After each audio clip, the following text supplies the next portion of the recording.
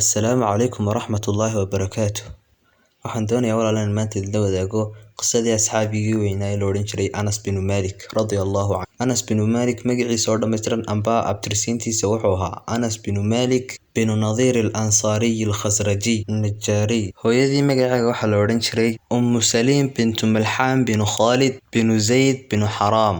Intaa markaan kaga nimaadna magaciisa iyo magaca hooyadii, waxaynu ka warrami doonaa taariikhdiisii iyo noloshiisii islaamka. Anas radiyallahu anhu wuxuu yidhaahday maalin maalmaha ka mid ah ayay intii hooyaday gacanta ay qabatay ay ii geysay nebi maxamed naxariis iyo nabadgelyo korkiisa ha ahaatee. Markaa waxay igu geysay hooyaday si aan ugu shaqeeyo nebiga naxariis iyo nabadgelyo korkiisa ha ahaatee. Markaa Anas bin Malik isagoo hadalkiisa sii wata ayaa wuxuu yidhaahday 10 sanaan u shaqaynayay nebiga naxariis iyo nabadgelyo korkiisa ha ahaatee, oo 10kaa sano weligii nebigu hal mar waxba igamuu jarin, hal marna imuu caayin, imaanuu canaanan, wejigana imuu xumayn weligii.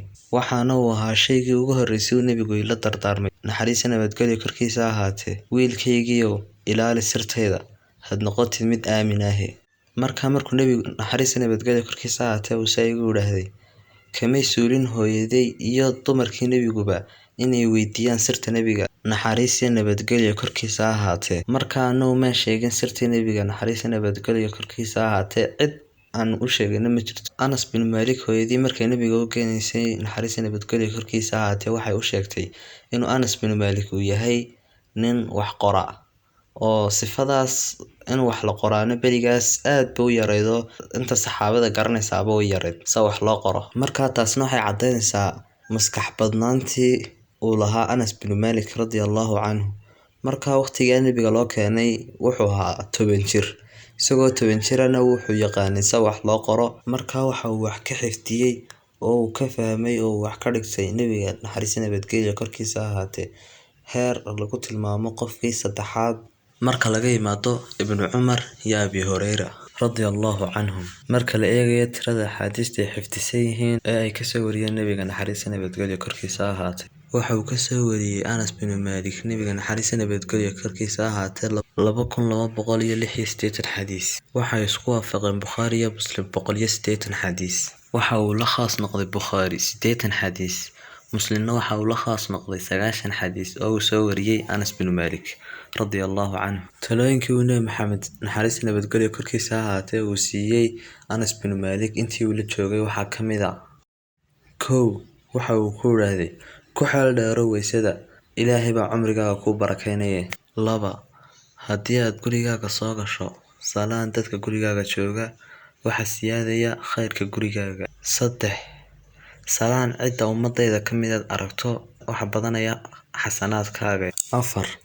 Seexa habeenkii adigoo daahira, haddii aad dhimato waxaad dhimatay adigoo shahiida. 5.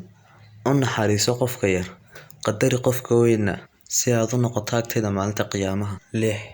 Ku xeel dheero meedhashada aad ka meedhanayso janaabada, si aad uga soo baxdo suuligatii iyo dunuubtii lagaa meedhay iyo khaladaadkiiba.